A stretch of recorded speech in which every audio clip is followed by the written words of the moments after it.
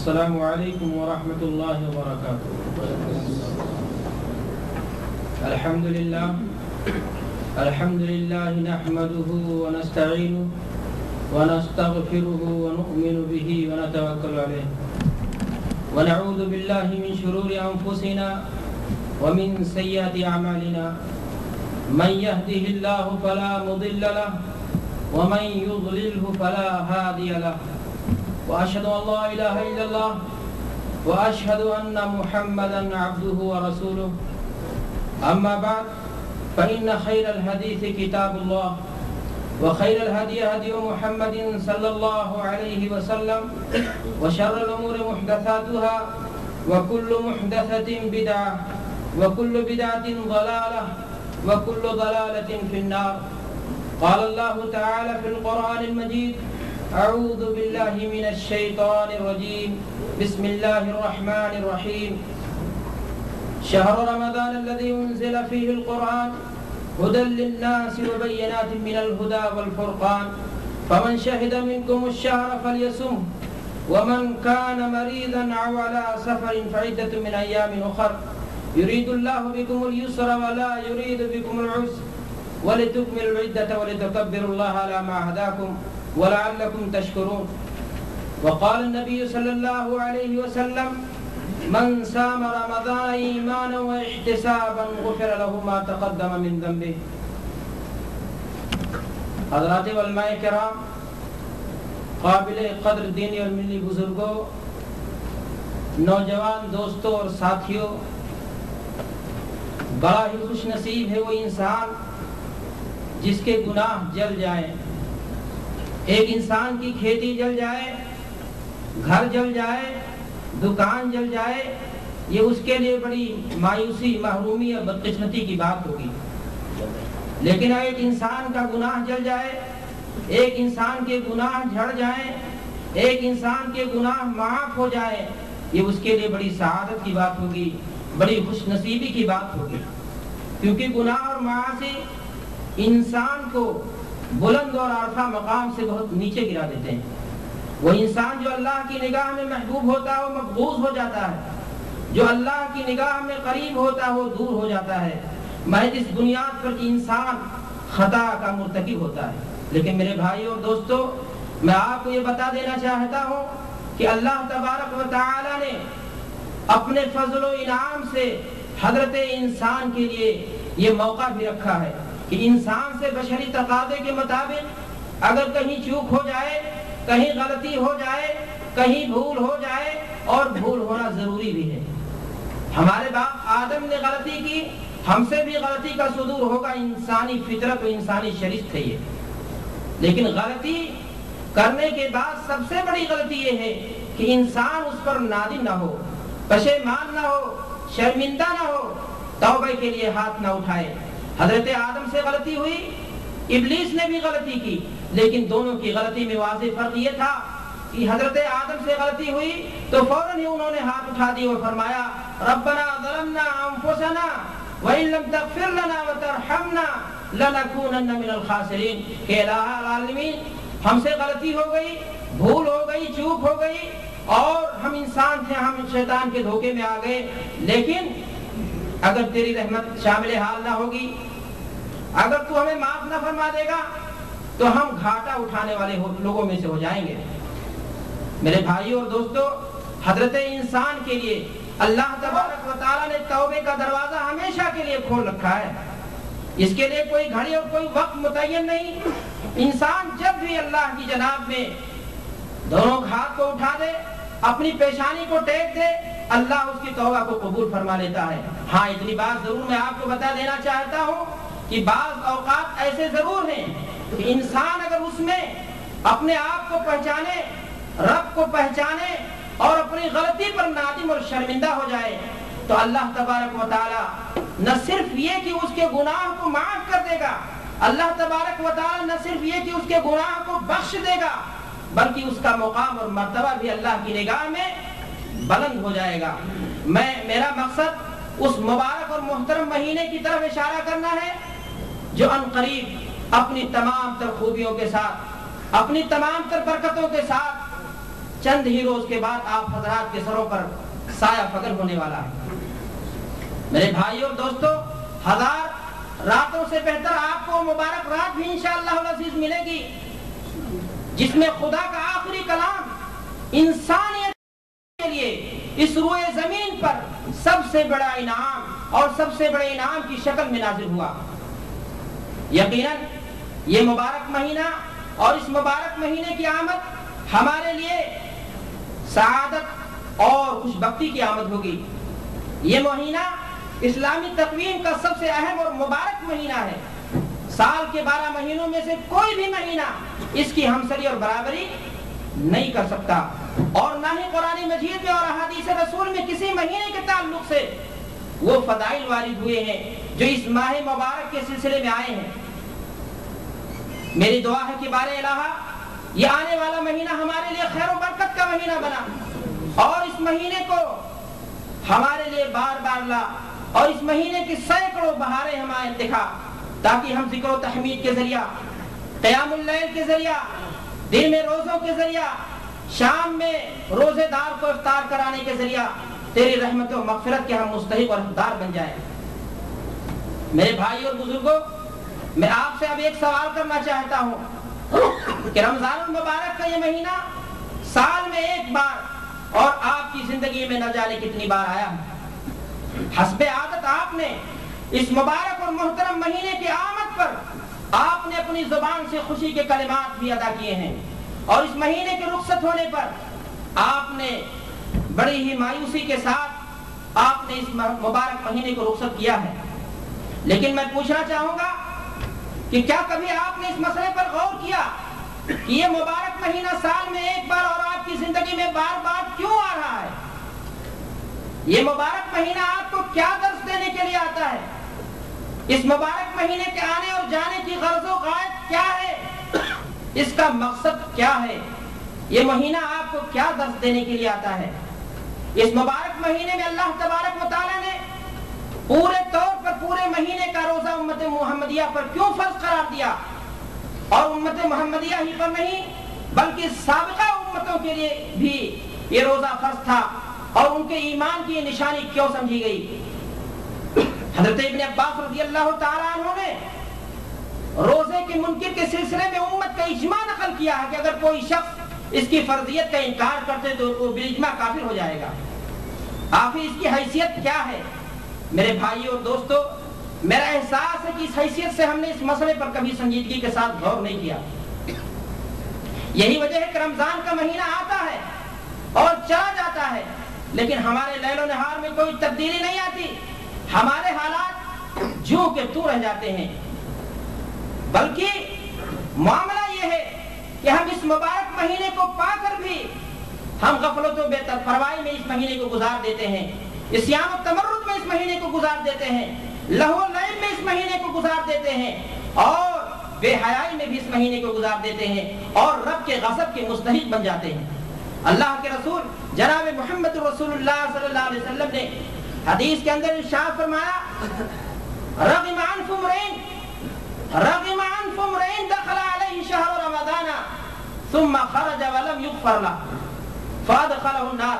کہ اس آدمی کی ناک خاک آلود ہو جائے جو آدمی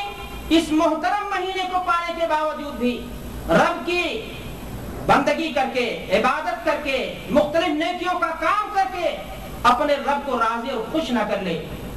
اور رب کے غضب کا مستحق بن جائے، اور اللہ تبارک و تعالیٰ اسے جہنم رسید کرتے جہنم میں ڈال دے۔ اللہ کے رسول صلی اللہ علیہ وسلم نے اس جملے پر آمین بھی کہا۔ میرے بھائی اور دوستو، آئیے ہم رمضان المبارک کی حقیقت، رمضان المبارک کے روزوں کی فرضیت اور اس کی غایت کے تعلق سے ان آیات کو اپنے ذہن و دماغ میں تازہ کرنے کی کوشش کریں جو اس ماہ مبارک کے سلسلے میں قرآن مجید کے اندر آئی ہیں۔ اللہ تبارک و تعالیٰ ارشاد فرماتا ہے، شہر رمضان الذی انزل فیہ القرآن ھدی للناس وبینات من الھدی والفرقان فمن شہد منکم الشہر فلیصمہ ومن کان مریضا او علی سفر فعدۃ من ایام اخر یرید اللہ بکم اليسر ولا یرید بکم العسر ولتکملوا العدۃ ولتکبروا اللہ علی ما ھداکم ولعلکم تشکرون۔ کہ اے لوگو، رمضان کا مہینہ وہ مہینہ جس میں قرآن کریم نازل ہوا، جو سراسر ہدایت اور ایسی واضح تعلیمات پر مشتمل ہے جو راہ راست دکھانے والی اور حق و باطل کا فرق کھول کر رکھ دینے والی ہے۔ جو شخص اس مہینے کو پائے، اس مہینے میں باقاعد حیات رہے، اس مہینے میں زندہ رہے، اس کا فرض بنتا ہے کہ وہ روزہ رکھے۔ اور جو بیمار ہو، رمضان المبارک کا مہینہ تو پائے لیکن وہ بیماری کی حالت میں ہو یا مسافر ہو، کسی ضرورت سے شرعی کی بنیاد پر وہ نکلا ہوا ہو، تو اللہ تبارک و تعالیٰ نے اس کے لیے فرمایا کہ وہ اس مہینے کی گنتی دوسرے دنوں میں پورا کرے گا۔ اللہ تبارک و تعالیٰ تمہارے لیے آسانی چاہتا ہے، تمہارے لیے دشواری اور مشکل اور پریشانی نہیں چاہتا۔ آگے اللہ تبارک و تعالیٰ ارشاد فرماتا وَلِتُكْمِلُوا الْعِدَّةَ وَلِتُكَبِّرُوا اللَّهَ عَلَى مَا هَدَاكُمْ، کہ اللہ تبارک و تعالیٰ نے روزے کا جو انعام تمہیں دیا ہے، روزہ تو تمہارے لیے فرض کیا ہے تاکہ تم اس عطائے ہدایت پر اللہ کی کیا کرو، تکبیر بیان کرو، اپنی زبان پر رب کی کبریائی کا نغمہ لاؤ، اپنی زبان پر رب کی بڑائی بیان کرو۔ اور آگے فرمایا وَلَعَلَّكُمْ تَشْكُرُونَ، اور روزہ اللہ تبارک و تعالیٰ نے تمہارے اوپر اس لیے فرض کیا ہے تاکہ تم اس کا کیا کرو، شکریہ ادا کرو۔ اس آیت کریمہ سے میرے بھائیوں دو باتیں معلوم ہوئی۔ اللہ تبارک و تعالیٰ نے روزہ امت محمدیہ پر کیوں فرض کیا؟ تاکہ وہ رب کی بڑائی اور رب کی کبریائی کا نغمہ اپنی زبان پر جاری رکھیں۔ دوسری حکمت یہ بتائی گئی اور دوسری علت یہ بتائی گئی کہ وَلَعَلَّكُمْ تَشْكُرُونَ، کہ یہ نعمت خداوندی جو تمہیں ملی ہے رمضان کے روزوں کی صورت میں، تم رب کا اس پر کیا کرو، شکریہ ادا کرو۔ یہ دونوں خصوصیتیں جو اسلامی روزوں کی خصوصیت ہیں، جو سابقہ امتوں میں جو چیز نہیں پائی جاتی تھی، وہ یہ دونوں چیزیں ہیں۔ ورنہ روزے کے بارے میں قرآن مجید میں ایک اور علت اور ایک اور حکمت بتائی گئی ہے۔ اللہ تبارک و تعالیٰ ارشاد فرماتا ہے یا ایھا الذین آمنوا کتب علیکم الصیام کما کتب علی الذین من قبلکم لعلکم تتقون، کہ اے لوگو تمہارے اوپر روزہ فرض کیا گیا تم سے پہلے امتیوں پر جس طرح روزہ فرض کیا گیا تھا تاکہ تم متقی بن جاؤ۔ اس آیت سے معلوم ہوا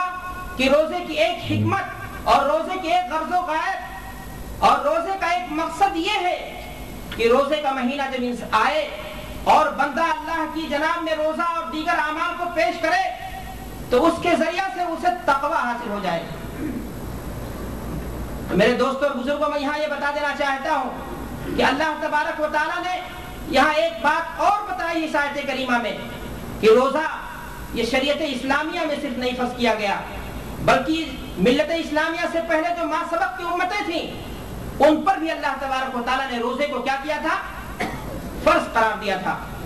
یہ کوئی ضروری نہیں کہ ان کے روزوں کی تعداد ہمارے روزوں جیسی رہی ہو، ان کے روزوں کی کیفیت ہمارے روزوں جیسی رہی ہو، لیکن اتنی بات ضرور ہے کہ ان کے یہاں روزہ ضرور پایا جاتا تھا۔ انجیل برناٹے کا تو یہاں تک لکھا ہے کہ دنیا کا کوئی بھی مذہب ایسا نہیں پایا جاتا،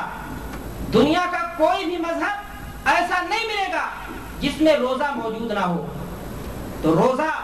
ہر قوم کے اندر اور ہر مذہب کے اندر اور ہر ملت کے اندر پایا جاتا ہے۔ البتہ ایک بات میں آپ کو بتا دینا چاہتا ہوں کہ مذہب اسلام ایک کامل اور مکمل دین ہے، بلکہ اگر یہ کہا جائے تو بے جانا ہوگا کہ اسلام گزشتہ شریعتوں کا نچوڑ اور خلاصہ اور اس کی ایک بہترین شکل ہے۔ مذہب اسلام نے جس طرح سے اور چیزوں کے اندر بنیادی اصلاحات کی ہیں، اسی طرح سے مذہب اسلام نے روزے کے اندر بھی بنیادی اصلاحات کی ہیں۔ چنانچہ آپ گزشتہ شریعتوں کو دیکھیں گے تو آپ کے سامنے جو بات واضح ہوگی وہ یہ ہوگی کہ گزشتہ شریعتوں میں مسلسل کئی دن کا روزہ رکھنا نہ صرف یہ کہ سنت تھا، نہ صرف یہ کہ مشروع تھا، بلکہ بڑا محبوب عمل سمجھا جاتا تھا۔ لیکن اللہ کے رسول جناب محمد رسول اللہ صلی اللہ علیہ وسلم نے صوم وصال کے تعلق سے فرمایا ایاکم والوصال مرتين قیل انک تواصل قال انی ابیت یطعمنی ربی ویسقین فاخلفوا من العمل ما تطیقون۔ اللہ کے رسول جناب محمد رسول اللہ صلی اللہ علیہ وسلم نے صوم وصال پے در پہ کئی دن روزہ رکھنے سے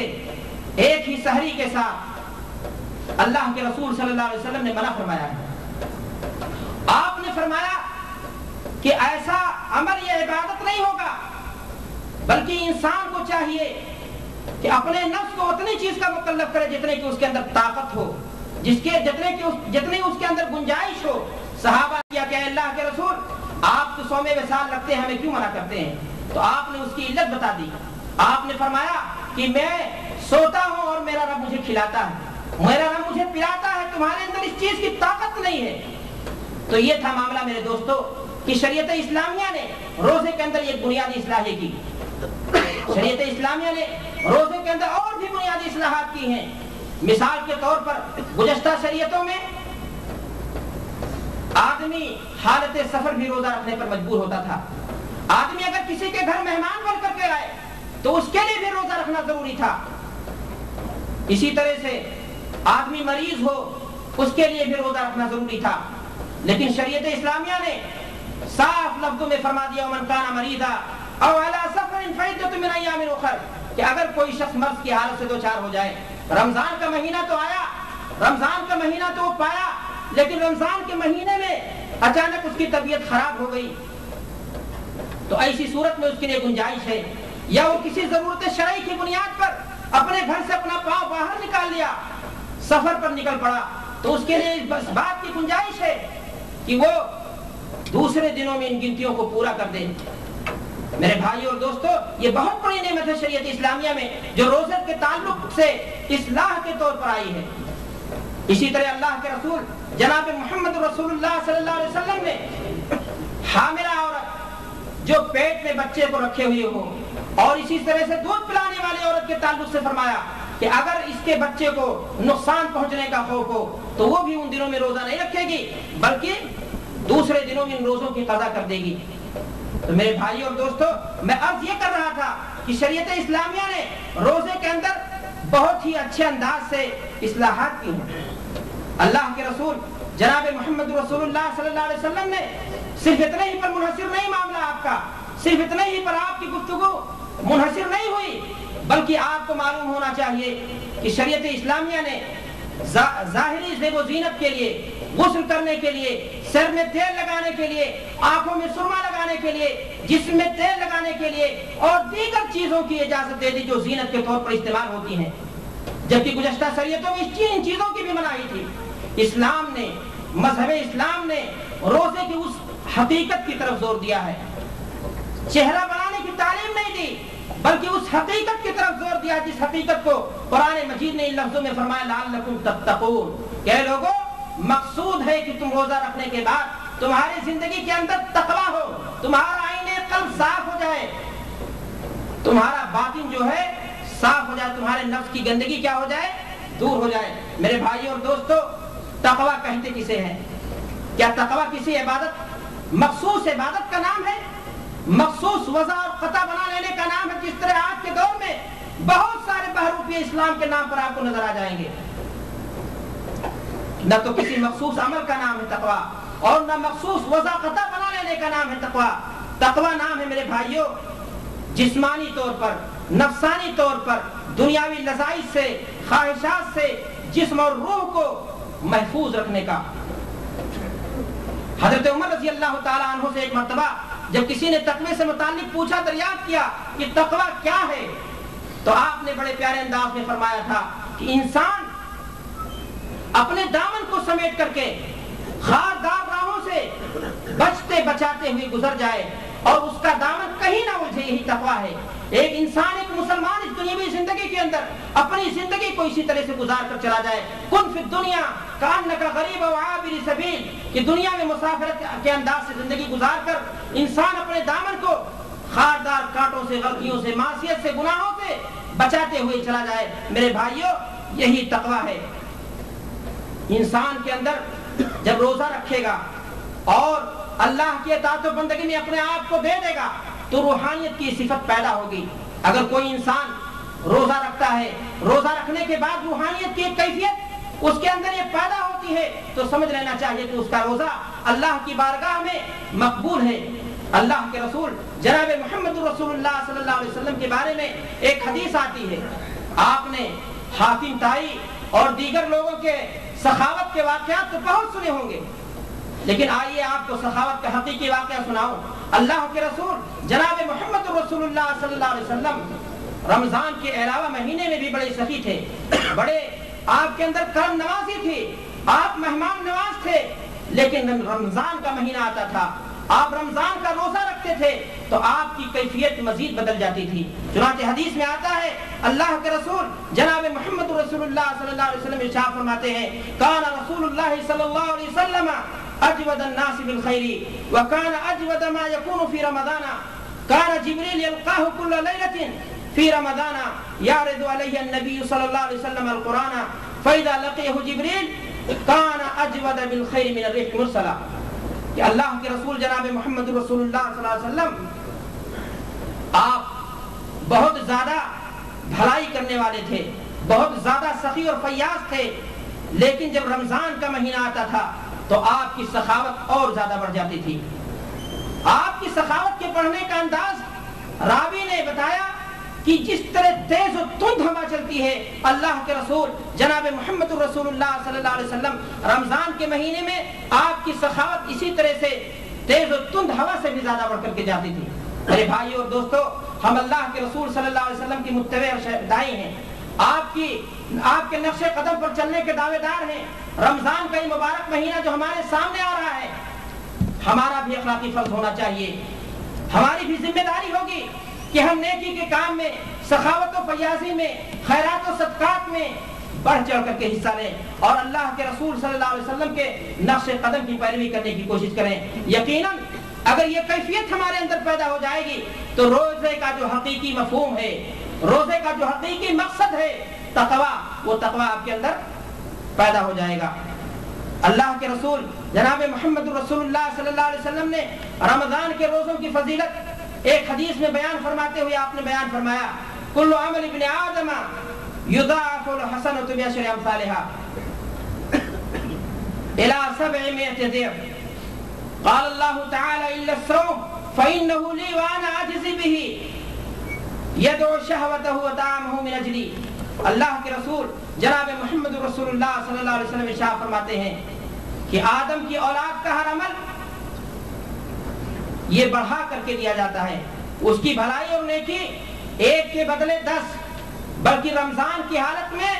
700 گنا تک بھی اللہ تبارک و تعالیٰ نیکی کے کام کو بڑھا دیتا ہے۔ یہ تو عام نیکیوں کی بات میرے بھائیوں، لیکن روزے کے بارے میں اللہ تبارک و تعالیٰ حدیث قدسی ہے، یہ اللہ تبارک و تعالیٰ روزے کے بارے میں فرماتا ہے کہ اے میرے فرشتوں، میرا بندہ نماز پڑھے اس کو لکھ لو، صدقات و خیرات کرے اس کو لکھ لو، نیکی کے دوسرے کام کرے اس کو لکھ لو، لیکن میرا بندہ جب روزہ رکھے تو روزہ وہ میرے لیے رکھتا ہے، اس کو چھوڑ دو، اس کا بدلہ میں دوں گا۔ ایک انسان اپنے گھر میں فریز رکھتا ہے، شدت کی گرمی ہے، کانٹے اس کے سوکھ رہے ہیں، کانٹے اس کے گلے میں پڑ گئے ہیں، وہ چاہتا ہے ایک گھونٹ کو اپنے اندر اتار لے لے، لیکن اس وقت جب کہ اپنے اندر ایک گھونٹ پانی کا نوالا اپنے اندر وہ اتارنا چاہتا ہے، وہاں کون سا خوف اسے ہے؟ محض تقویٰ غالب ہے اسے، اللہ کا خوف ہے اسے غالب، اللہ کی پکڑ ہے اسے غالب کہ اس کا روزہ کہیں خراب نہ ہو جائے۔ اللہ کی پکڑ کی بنیاد پر، خوف کی بنیاد پر، تقویٰ کی بنیاد پر وہ ایک گھونٹ پانی اپنے اندر اتارنے کے لیے تیار نہیں ہے، اسے بھوک لگی ہے، اس کے پاس بیوی ہے، اس کے پاس زندگی کے دوسرے ساز و سامان ہیں،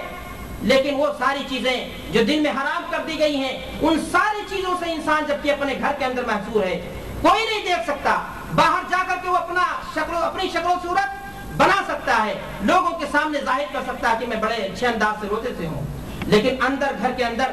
ایک انسان ان ساری چیزوں سے محض اس بنیاد پر بچتا ہے کہ اس کے اندر تقویٰ کی صفت پیدا ہو جاتی ہے۔ میرے دوستوں اور بزرگوں، میں عرض یہ کر رہا تھا کہ اللہ تبارک و تعالیٰ نے اسی ناطے فرمایا کہ الصوم لی وانا اجزی بہ، کہ روزہ یہ میرے لیے انسان رکھتا ہے۔ نماز کے اندر دکھاوا ہو سکتا ہے، صدقات و خیرات کے اندر دکھاوا ہو سکتا ہے، لیکن بند کمرے میں پانی پینے میں کون سی چیز اس کو مانے ہے؟ محض اللہ کا خوف۔ اسی لیے اللہ نے فرمایا کہ روزہ میرے لیے ہے اور میں اس کا بدلہ دوں گا، تو ساری چیزوں کا بدلہ اللہ ہی دیتا ہے، لیکن روزے کے بدلے کو اللہ تبارک و تعالیٰ نے خصوصیت کے ساتھ اپنی طرف منسوخ کرنے کا مفہوم یہ ہے کہ اس کا بدلہ جو اللہ تبارک و تعالیٰ دے گا وہ بے حد و حساب ہوگا، بے شمار ہوگا، وہ 700 گنا تک نہیں بلکہ اس کا کوئی حد و حساب ہی نہیں میرے دوستو۔ اللہ تبارک و تعالیٰ نے اس معاملے کو اپنے ساتھ خاص کر لیا ہے، اسے محض اس بنیاد پر بچتا ہے کہ اس کے اندر تقویٰ کی صفت پیدا ہو جاتی ہے۔ میرے دوستوں اور بزرگوں، میں عرض یہ کر رہا تھا کہ اللہ تبارک و تعالیٰ نے اسی ناطے فرمایا کہ الصوم لی وانا اجزی بہ، کہ روزہ یہ میرے لیے انسان رکھتا ہے۔ نماز کے اندر دکھاوا ہو سکتا ہے، صدقات و خیرات کے اندر دکھاوا ہو سکتا ہے، لیکن بند کمرے میں پانی پینے میں کون سی چیز اس کو مانے ہے؟ محض اللہ کا خوف۔ اسی لیے اللہ نے فرمایا کہ روزہ میرے لیے ہے اور میں اس کا بدلہ دوں گا۔ تو ساری چیزوں کا بدلہ اللہ ہی دیتا ہے، لیکن روزے کے بدلے کو اللہ تبارک و تعالیٰ نے خصوصیت کے ساتھ اپنے طرف منسوخ کرنے کا مفہوم یہ ہے کہ اس کا بدلہ جو اللہ تبارک و تعالیٰ دے گا وہ بے حد و حساب ہوگا، بے شمار ہوگا، وہ 700 گنا تک نہیں بلکہ اس کا کوئی حد و حساب ہی نہیں میرے دوستو۔ اللہ تبارک و تعالیٰ نے اس معاملے کو اپنے ساتھ خاص کر لیا ہے۔ اللہ کے رسول جناب محمد رسول اللہ صلی اللہ علیہ وسلم نے اس کی علت بھی بتا دی کہ بندہ اپنا کھانا، اپنی شہوت کو، اپنے کھانے کو میری وجہ سے چھوڑتا ہے۔ اللہ کے رسول جناب محمد رسول اللہ صلی اللہ علیہ وسلم نے حدیث میں آگے فرمایا الصائم للصائم فرحتان، فرحت عند لقاء ربہ وفرحت عند فطرہ، کہ ایک روزے دار کو دو خوشی ہوتی ہے۔ کون سی خوشی؟ ایک خوشی تو یہ ہے کہ انسان جب شام کرتا ہے، شام ہو جاتی ہے، سورج غروب ہو جاتا ہے تو افطار کے لیے بیٹھتا ہے، اس بات پر اسے خوشی ہوتی ہے کہ رب العالمین نے ہماری ہی بھلائی کے لیے ہم پر ایک مہینے کا روزہ فرض کیا تھا۔ ہم نے اللہ کی بندگی اور اطاعت میں کامل طور سے پورے ایک دن اپنے زبان کو محفوظ رکھتے ہوئے، اپنی نگاہ کو محفوظ رکھتے ہوئے، اپنے کان کو محفوظ رکھتے ہوئے ہم نے ان ساری چیزوں سے اجتناب کر لی ہے۔ اسے اس بات پر خوشی ہوتی ہے کہ اس کی پیشانی اللہ کی اطاعت کے سامنے، اللہ کے قانون کے سامنے، اللہ کے حکم کے سامنے جھک گئی۔ میرے دوستو، ایک انسان کے لیے سب سے بڑی خوشی کا دن وہی دن ہوتا بھی ہے جس دن ایک انسان کی پیشانی اللہ کی جناب میں جھک جائے، اس کے اندر تقویٰ پیدا ہو جائے، اس کے اندر اللہ کا خوف غالب ہو جائے۔ اور ایک انسان کے لیے سب سے بڑی محرومی کا دن وہ ہے، سب سے بڑی بدقسمتی کا دن وہ دن ہوگا جس دن ایک انسان اللہ کے حکم سے سرتابی اختیار کر جائے اور اللہ کے قانون کا پاس و لحاظ نہ کرتے ہوئے اللہ کے حدود سے آگے بڑھ جائے۔ تو میرے دوستوں اور بزرگوں، میں عرض یہ کر رہا تھا کہ اللہ تبارک و تعالیٰ نے روزے کے تعلق سے فرمایا کہ روزے دار کو دو خوشی حاصل ہوتی ہے۔ ایک خوشی تو یہ ہوتی ہے کہ انسان اس بات پر خوش ہوتا ہے کہ اللہ نے مجھے ایک چیز کی ادائیگی کا حکم دیا تھا، ہم نے اس کی بندگی بجا لائے، ہم اس کی بندگی بجا لائے، ہم اس کی اطاعت میں اپنے سر کو جھکائے۔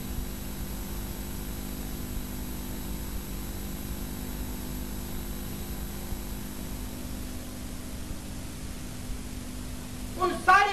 چیزوں سے جو چیزیں اس کی زندگی کے اندر عیش و مستی کی چیزیں تھیں، ان ساری چیزوں سے اپنا ہاتھ کھینچتا ہے۔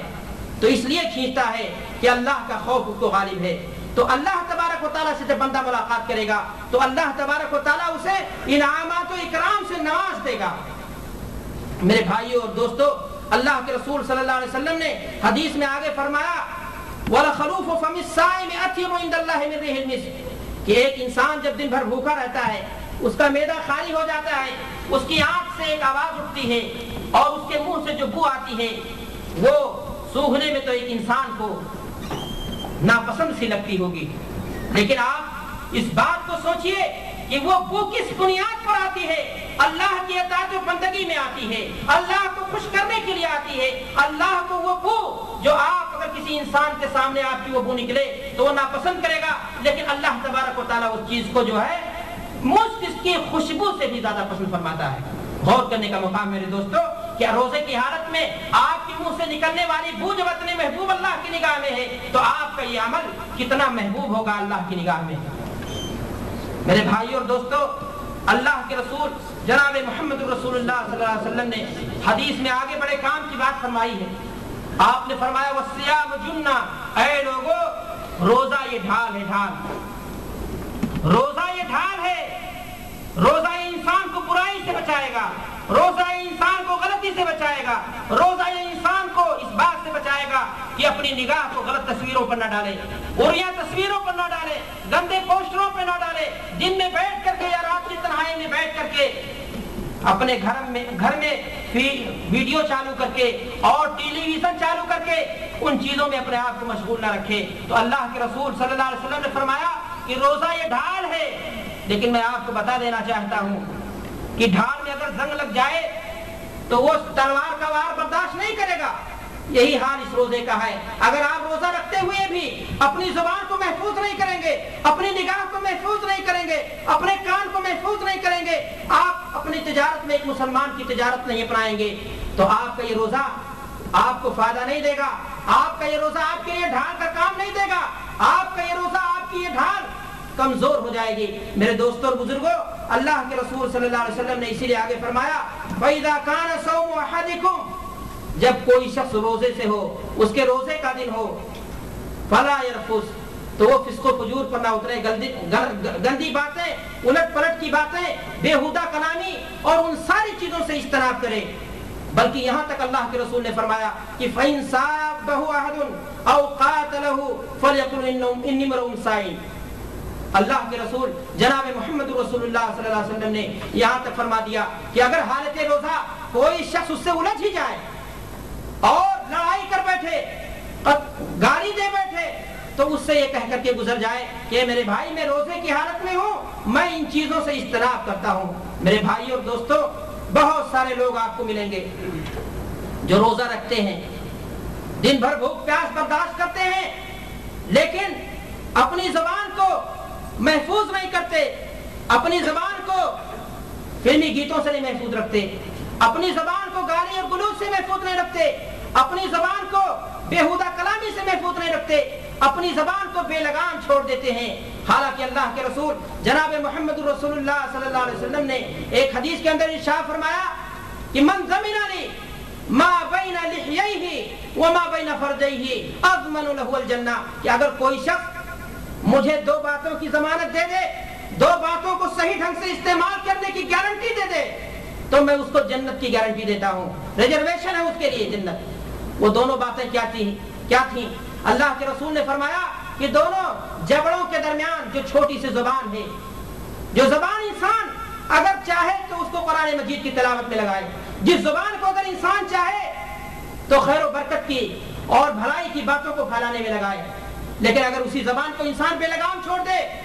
तो वो फिल्मी गीतों का मरकज बन जाए। अगर उसी जबान को इंसान बेलगाम छोड़ दे तो कहीं किसी के साथ बैठने का लायक नहीं रह जाता है, इसलिए कि कभी कुछ भी बक सकता है, लोग उससे इज्तनाब करने लगते हैं। तो अल्लाह के रसूल जनाब मोहम्मद रसूलुल्लाह सल्लल्लाहु अलैहि वसल्लम ने बड़े प्यारे अंदाज में फरमाया था कि अगर कोई शख्स जुबान की गारंटी दे दे कि उसको सही ढंग से इस्तेमाल करेगा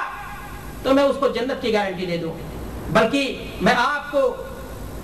रोजे के ताल्लुक से बताऊं, अल्लाह के रसूल जनाब मोहम्मद रसूलुल्लाह सल्लल्लाहु अलैहि वसल्लम ने बड़े वाज़ेह अंदाज में फरमा दिया, कम मिन साइमिन लैसा मिन सियामिही इल्ला ज़मउ,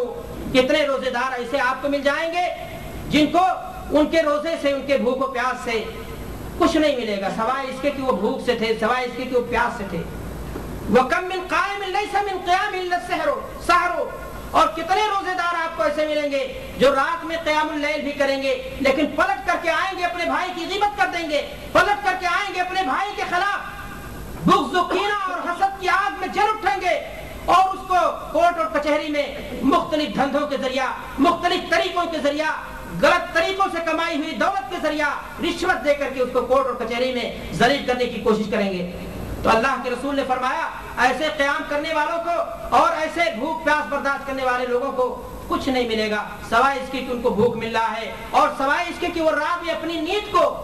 खराब कर रहे हैं। मेरे भाइयों और दोस्तों, मैं आपको बता देना चाहता हूँ कि अल्लाह के रसूल जनाब मोहम्मद रसूलुल्लाह सल्लल्लाहु अलैहि वसल्लम ने उन लोगों के लिए खास तौर पर फरमाया है जो रमजान की हालत में भी झूठी गवाही से गुरेज नहीं करते। यूं तो झूठी गवाही मेरे भाइयों शरीयत की निगाह में बहुत ही मायूब है। अल्लाह के रसूल जनाब मोहम्मद रसूलुल्लाह सल्लल्लाहु अलैहि वसल्लम ने झूठी गवाही को शिर्क बिल्लाह के मुतरादिफ करार दिया है। एक हदीस के अंदर आप इरशाद फरमाते हैं उदलत शहादतु ज़ूर बिल इशराक बिल्लाह, कि झूठी गवाही ये शिर्क बिल्लाह के करीब है। आप जानते हैं अल्लाह के साथ शरीक करना कितना बड़ा गुनाह है, सबसे बड़ा जुल्म, सबसे बड़ा गुनाह, सबसे سے بڑی معصیت اس روئے زمین پر اگر کوئی ہے تو اللہ کے ساتھ کسی غیر کو شریک کرنے کی ہے۔ اللہ کے رسول فرما رہے ہیں کہ ایک آدمی اگر جھوٹی گواہی دے تو وہ شرک باللہ کے مترادف ہے، اور ایک انسان روزے کی حالت میں جا کر کے کورٹ اور کچہری میں پہنچ کر کے اپنے بھائی کو، اپنے صلبی بھائی کو یا اپنے پڑوس کے بھائی کو جو مسلمان ہے، جو کلمہ گو